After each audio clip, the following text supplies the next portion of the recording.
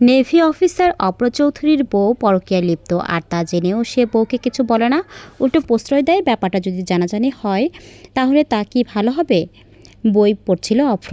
হঠাৎ এহেন কুরুচিপূর্ণ মন্তব্যে ধীর লয়ে সে বইয়ের পাতা হতে নজর ঘুরিয়ে সম্মুখে দাঁড়িয়ে থাকা রমণীর পানে রাখল। অভ্রর দুই চোখের পাতায় তখন চরম বিরক্তি, ভ্রুচোরা কুঞ্চিত হয়ে রয়েছে। শব্দ করে বই ভাঁজ করল পুরুষটি। তার গম্ভীর স্বর চিরে বেরিয়ে এলো কঠিন বাক্য, মাইন্ড ইউর ল্যাঙ্গুয়েজ তরি, ও তোর ভাবি হয়। তরি হাসল, সে হাসি বিদ্রুপ মাখা। তরি অভ্রর হাত থেকে বইটা নিতে নিতে বলল, হ্যাঁ তো পরকীয়া করলে পরকীয়া বলবো না? তোর মতো অন্ধ হয়ে চেয়ে থাকবো? অভ্র চোখ রাঙায় তরিকে। ছোট বোনের মুখ থেকে নিজের বউয়ের নামে এমন মন্তব্যে সে বেশ খানিকটা বিব্রত হয়। সে তাকে এড়িয়ে যেতে যেতে বলে, চুপ, নিজের চরকায় তেল দিয়ে গিয়ে। তরি বুঝি চুপ করার মেয়েটা অভ্রকে দুর্দণ্ড শান্তি দিলে তো।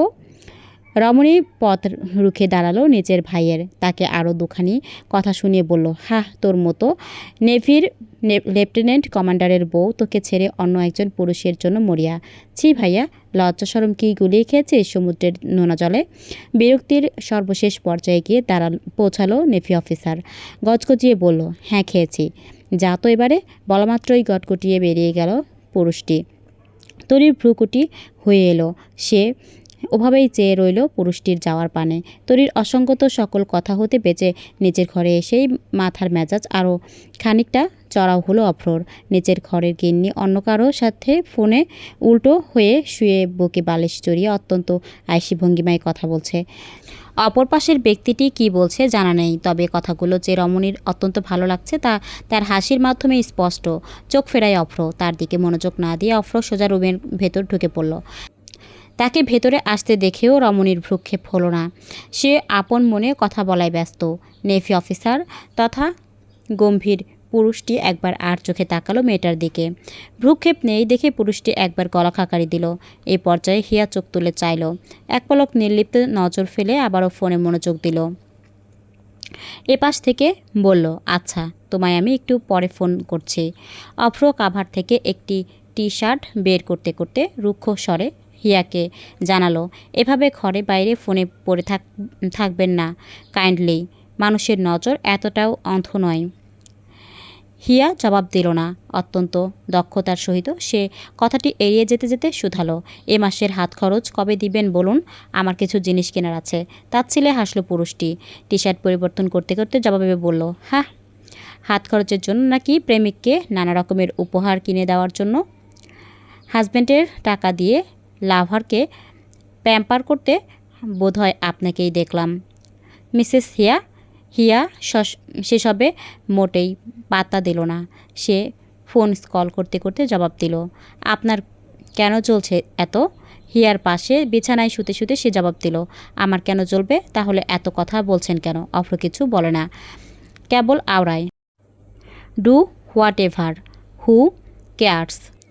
অভ্রর এমন কথাই রমণীর ঠোঁটের কোন এক পেশি হয়ে এলো। অভ্র চোখে থাকা সাদা ফ্রেমের চশমাটা বেডসাইড টেবিলে রাখতে রাখতে বা হাতের সাহায্যে চোখ ঠেকে শুয়ে পড়ল। মধ্যরাত তখন, হয়তোবা 3:30। হিয়ার গুনগুনিয়ে কথা বলার জ্বালায় বেচারা অভ্রর ঘুম ভেঙে দফা রফা অবস্থা। এপাশ ওপাশ করেও কোনো সুরাহা করা গেল না। বাধ্য হয়ে অপারগবশত সে উঠে বসল। খিটখিটে মেজাজে হিয়ার উদ্দেশ্যে আওড়ালো, সমস্যা কি? সারাদিনে তো কথা বলেন, এখন না হয় একটু রেহাই দিন আমাকে, ছুটিতে এসেছি, আপনার এসব দেখার জন্য তো আসিনি। বেজার হলো হিয়া। বিরক্তি নিয়ে জবাব দিল, ঘুমান তো মশাই, এত ডিস্টার্ব করেন কেন? তাজ্জব বনে গেল অভ্র। আমি ডিস্টার্ব করছি নাকি আপনি? হিয়া ফোন কলের ভলিউম আরও বাড়িয়ে দিল। এবার ওপাশের পুরুষালী স্বর স্পষ্ট হলো, হ্যালো বেব, কে ডিস্টার্ব করছে আমাদের? ওই গোমরামুখটা? হ্যাঁ চান, দেখো না একটুও ভালো লাগছে না। মুখ ফুলিয়ে কথাটুকু সুর টেনে বলল হিয়া। অভ্র ভ্রু কুচকে চেয়ে রইল। ওপাশ থেকে ভেসে এলো আবারই পুরুষালী এক স্বর, আচ্ছা বেবি, রাগ করে না, আগামীকাল দেখা হবে তো বলো। সইতে না পেরে নেভি অফিসার অভ্র তায়েজিদ উঠেই গেল সর্বোপরি। বেলকনি গিয়ে দাঁড়ালো। রাতের আড়ালে তার মাঝেকার অস্থিরতা ঠিক মেঘের মতোই মিলিয়ে গেল। বেলকনির একপাশে রাখা সিগারেটের প্যাকেট হতে একটা সিগারেট ধরালো বেশ দক্ষ ভঙ্গিমায়। আগে এই নেশা টেশার অভ্যাস ছিল না, তবে এই মেয়ের অনলেপ পোড়ার চেয়ে সিগারেটের অনলেপ পোড়া ঢের ভালো। গত বছর তাদের বিয়ে হয়েছিল। গোটা একটা বছর যাবৎ সে নিজেই উপেক্ষা করেছে হিয়াকে। হিয়ার যদি অন্য কারোর সাথে সম্পর্কেও যায় তাহলে এখানে হিয়ার আসলেই কোনো দোষ নেই। বিয়ের পরও হিয়াকে সেভাবে কখনো সময় দেওয়া হয়নি তার, অথবা তার বাড়িতে আসাই হয়নি গোটা এক বছরে। বড়জোর গোটা এক বছরে 7 দিন বাড়িতে এসেছে। এর মাঝে হিয়ার সাথেও কথা হয়েছে কম। তার চিন্তাভাবনাগুলো নিশীথের দ্বিপ্রহরেই মিলিয়ে গেল। অনেক ভাবনা তার মস্তিষ্কে হানা দিল। সে নিজেই মেয়েটাকে শুরু থেকে বলে এসেছে, দেখুন আমি আপনার উপর ইন্টারেস্টেড নই। আসলে আমি বিয়েটার ওপরেই ইন্টারেস্টেড নই। তাই আপনি আপনার মতো নিজেকে মেনটেন করবেন আর আমি আমার মতো। এর চেয়ে বেশি কিছু আর হবে না। চাইলে ডিভোর্সও দিতে পারেন, তবে টাকা পয়সার ক্ষেত্রে সম্পূর্ণটা আমার ওপর। এর মাঝে আমাদের মাঝে আর কোনো ফিজিক্যালি অর মেন্টালি কোনো কানেকশন ক্রিয়েট হবে না। সেদিন রাতটা সে ওভাবেই কাটালো ভেতরের রুমে। তো তার রমণী অন্য কারো হয়ে বসে। বন্ধুদের সাথে বেরিয়েছিল অভ্র। বন্ধু মহলে তার নাম গুমরামুখ হিসেবেই পরিচিত। গম্ভীর ব্যক্তিত্বের ইন্ট্রোভার্ট পুরুষ, কম কথা বলে, তবে বন্ধু হিসেবে অসাধারণ। বন্ধুদের সাথে টঙের দোকানে বসে চা খাচ্ছিল সে। সোহান আর বাল্যকালের বন্ধু বলে উঠল, কী রে অভ্র, আমাদের ভাবির কী খবর? প্রশ্নটার প্রেক্ষিতে পুরুষটির অভিব্যক্তির তুমুল পরিবর্তন দেখা গেল। থমথমে মুখে কেবল আওড়ালো নিম্নস্বরে, ভালো। এরপর তাদের কথাবার্তা অব্যাহত রইল। ব্যাঘাত ঘটল মাঝে। ফোনে আচমকা এক নোটিফিকেশন এলো। অভ্র তাতে না চাইতেও একবার চোখ বুলিয়ে নিল। লক স্ক্রিনে তরির নাম্বার থেকে দুটো মেসেজ দেখে স্তব্ধ হয়ে গেল সে। চোখ দুটোই সম্পূর্ণ অগ্নিঝরা লাভা। ভ্রু দুটো কিঞ্চিত কুঞ্চিত হয়ে এলো। বক্ষপিঞ্জিরায় দাবানলের লেলিহান শিখা দাও দাও করে জ্বলছে যেন। আদল সম্পূর্ণ শক্ত হয়ে উঠল। অতি দ্রুত সে স্থান ছাড়ল। পেছন থেকে বন্ধুরা অবশ্য বহু ডাকলো। পাত্তা দেয় কে সেসবের? ওই ছবিতে হিয়া অন্য একজনকে জড়িয়ে, অন্য একজন পুরুষকে জড়িয়েছিল মেয়েটা। অথচ অভ্র কখনো ওকে ছোঁয়নি, কখনোই না। আর ওই ছেলেটা, ওর সাহস কী করে হয়? অভ্র বাড়ি পৌঁছতেই সোজা নিজের ঘরের দিকে গেল। তরি ভাইয়ের দিকে ভ্রু কুচকে চেয়ে রইল। এই ছেলেটার কি হলো আবার?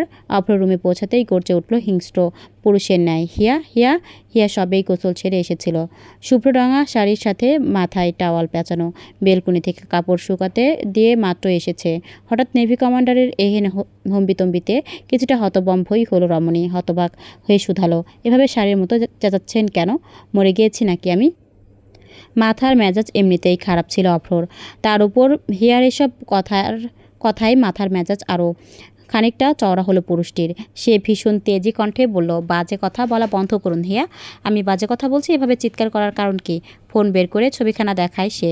ভীষণ রুক্ষস্বরে আওড়ায়, হোয়াট ইজ দিস? মুহূর্তেই ভাবভঙ্গি নির্লিপ্ত হলো রমণীর। সে চোখ ঘোরালো মুহূর্তেই। তার সকল বিস্ময় নিমেষেই কেটে গেল। সে ড্রেসিং টেবিলের দিকে যেতে যেতে শুধালো, কি আবার? বলেই তো ছিল আজ আমরা দেখা করব। হিয়া, এসব কিন্তু বাড়াবাড়ি। বাড়াবাড়ি কিসের জনাব? কিছুদিন পর আমি আর আপনি ডিভোর্স ফাইল করব। এটাকে তো আর সংসার বলে না। ডিভোর্সের পর তখন ওর সাথেই সংসার করতে হবে, বুঝলেন তো? ডিভোর্স কথাখানা বেশ মাথায় বাজল অভ্রর। ডিভোর্স মানে হিয়া অন্য কারো? এও কখনো সম্ভব? এ জন্মে অন্তত নয়। সে নিজের সর্বশেষ মেজাজটুকু খুইয়ে স্ত্রীর টাওয়ালে পেঁচানো রেশম কালো কুন্তলে আঘাত হানল। তা খিচে টেনে ধরে এক লহমাই খুলে ফেলল ভেজা চুল কেশদ্বয়।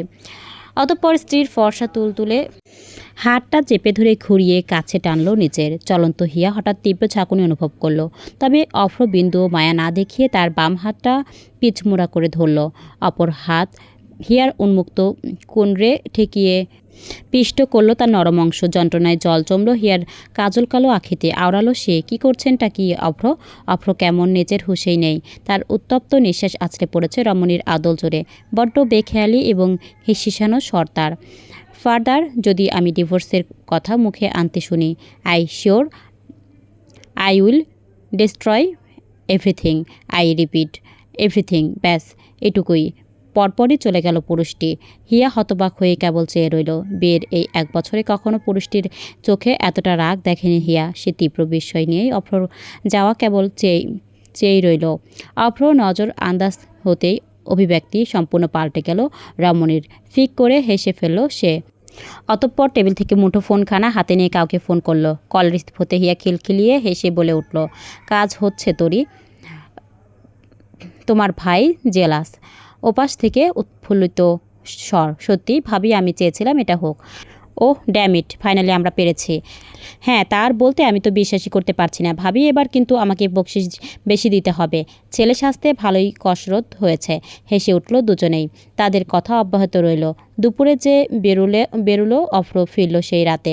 হিয়া তার মতোই নিজের নাটকে বহাল রাখল। অভ্র বাড়ির থেকে আসা মাত্রই অত্যন্ত রুক্ষতায় নিজের সকল কার্যকলাপ শেষ করছে। যেমন কাভার থেকে কাপড় নিতে গিয়ে সেখানে দরজা বন্ধ করছে অত্যন্ত জোরে, আবার ওয়াশরুমে যাওয়ার সময় শব্দ করে দরজা লাগালো। ওপাশে তরির সাথে ফোনে হিয়া। তরি এসব শুনছে আর হাসছে। ভয়েস চেঞ্জার অ্যাপসের সাহায্যে তার সুর পুরুষালেই ঠেকছে। কিছুক্ষণ পর আচমকা অভ্রর ফোনে কল আসে। হিয়া না চাইতেও একবার উকি মারে।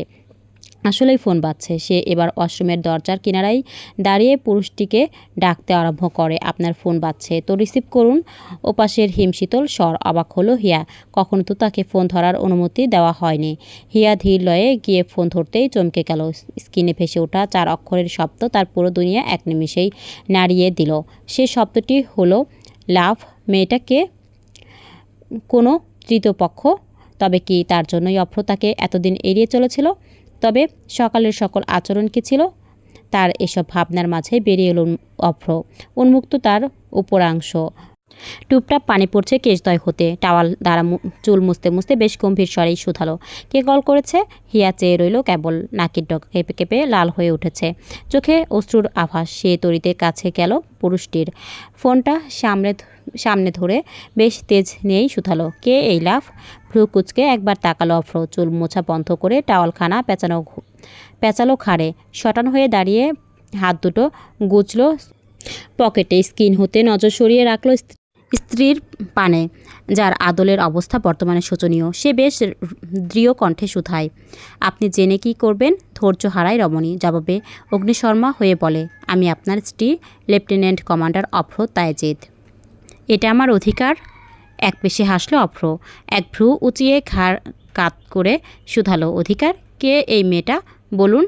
রাগে হিয়ার চোখ গড়িয়ে জল পড়ল। অভ্র ভ্রু কুচকে শুধালো, কি আশ্চর্য হিয়া, আপনি কেন এত ডেসপারেট হচ্ছেন?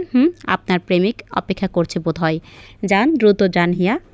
হিয়া গেল না, বরং এগিয়ে এলো কাছে। পুরুষটির বুক খামচে ধরে হিসিয়ে বলে, এই কি সমস্যা আপনার? বিয়ের পর থেকে এত পোড়াচ্ছেন কেন আমায়? জাস্ট বিকজ আপনি জানতেন যে আমি আপনাকে পছন্দ করতাম, নাকি অন্য কারোর জন্য? তাহলে আমাকে বিয়ে করেছেন কেন? এত সমস্যা কিসের আপনার? গোটা 1 বছর আমি অপেক্ষা করেছি, আর আপনি? নখগুলো ইতোমধ্যে ডেবে গিয়ে অভ্রর বলিষ্ঠ বুকে রক্তক্ষরণ শুরু করেছে। অভ্র সেদিক পানে তাকিয়ে মুচকে হাসে, বলে, সো হোয়াট? আপনি তো ঠিকই করছেন। আমি করলে দোষ কি? আপনি তো বললেন we are gonna getting a divorce. লজ্জা ঘৃণায় বিকৃতি ঘটল হিয়া মুখায়বাবের। সে সরে আসতে চেয়ে ঘৃণাই উচ্চারণ করল, ছি। রমণী সরে যাওয়ার উদ্দেশ্যে অভ্রর বুক হতে হাত সরাতেই অভ্র দ্বিগুণ বেগে চেপে ধরল সেই হাত। সেই রক্তক্ষরিত স্থানে হাতখানা ঠেকালো। আরেক হাত রমণীর লতানো কোমরে পেঁচিয়ে কাছে ধরে রাখলো তাকে। এক নজরে চেয়ে আওড়ালো, হাত সরাবেন না হিয়া, এই বুকে কেবল আপনারই অধিকার। হিয়া সরে আসতে চায়, ছাড়ুন আমাকে। ছোটাছুটি করে লাভ নেই, ছাড়ছি না এত সহজে। কেন যান না? আপনার লাভের কাছে যান। আমাকে ধরে রেখেছেন কেন? হিয়ার কথার তালে তালে তার শ্বাসগুলোও পুরুষটির বুকে গিয়েই আছড়ে পড়ছে। অভ্র বিমোহিত কণ্ঠে আওড়ালো, তার কাছেই তো আছে। মানে? ভ্রু কুচকে গেল রমণীর। মানে আপনি চাইলে আমার বোনের সাথে মিলিয়ে আমাকে ধোকা দিতে পারেন, আর আমি দিতে পারি না? আপনি জানতেন? হিয়ার হতবিহ্বল স্বর, আজ জানলাম। ভাগ্যিস ফিরতি সরি বলতে এসেছিলাম, না হয় কি আর এসব জানা হতো। ইস, সব শুনে ফেলল অবশেষে। তবু হিয়ার অভিমানী স্বর, জেনে বুঝে এসব করার মানে কি? ভালো টালো তো বাসেন না? বাসি না, এতটুকুও না। অভ্র এবার হিয়াকে খানিকটা ঘনিষ্ঠ করল। রমণীর কোমর জড়িয়ে তাকে নিজের পায়ের পাতার ওপর ভর করালো। মোহময় দৃষ্টে চেয়ে শুধালো, আপনার বয়সটা যেন কত? হিয়া কপাল ভাঁজ করে জবাব দিল, 19। আর আমার কত? 30। এবার অভ্র হিয়ার কানের লতি ছুঁয়ে আওড়ায়, শুরু থেকে যদি ভালোবাসা দেখাতাম এতদিন আমার রক্ত আপনার হাতে থাকতো। ম্যাডাম, এত ছোট বয়সে তা কি উচিত হতো? মুহূর্তেই বিস্ফোরিত হলো মেয়েটার চোখ দুটো। কি বলছেন এসব? কি বললাম? Hiya, I am sorry for my behaviour, but তার মানে এই নয় যে আমি আপনাকে ভালোবাসি না। ব্যাস, আমি কেবল আপনার সাথে ডিস্টেন্সে থাকতে চেয়েছি because of our age gap. আপনি এখনও আমাদের সংসার সামলানোর জন্য পরিপক্ক নন। হিয়া বাদ সাধল, এসব কে বলল শুনি? আমি আপনার তুলনায় অনেক বড়, তবুও আমি আপনাকেই ভালোবাসি। আমাকে অন্তত বলতে তো পারতেন। দূরে থেকে না পুড়িয়ে হিয়ার স্পষ্ট স্বীকারোক্তি। দীর্ঘশ্বাস ফেলে অভ্র বলে, আপনি আর আপনার এই জেদ, এ কারণেই এতদিন আপনাকে প্রশ্রয় দিইনি মিসেস তায়েজিদ। তাহলে কি পাল্টে যেতে বলছেন? স্বামীর গলা জড়িয়ে শুধালো রমণী। সাবধানী স্বর ভেসে এলো নেভি অফিসারের। খবরদার, পরিবর্তনের কথা তো একদমই নয় হিয়া, আপনাকে থাকতে হবে আজীবন আমার হয়ে, ঠিক এভাবেই। হিয়া গলা জড়িয়ে ধরল স্বীয় পুরুষের। চোখে অবশ্য নোনা জলের আভাস গড়িয়ে পড়ল দুফোঁটা। আওড়ালো রমণী, আমি আপনারই মিস্টার অভ্র তায়েজিদ, সুপুরুষ আমার। আপনিও থেকে যাবেন এই হিয়ার জীবনে, ঠিক এভাবেই। হিয়ার চোখের পাতায় গভীর এক চুমু খেলো অভ্র, অতঃপর হেসে ফেলল দুজনেই। তারা সারা জীবনের জন্যই একে অপরের জন্য রয়ে গেল, ঠিক এভাবেই। ভিডিওটি কেমন লাগলো অবশ্যই কমেন্ট করে জানাবেন। ভালো লাগলে লাইক, কমেন্ট, শেয়ার এবং সাবস্ক্রাইব করে পাশে থাকবেন। ধন্যবাদ।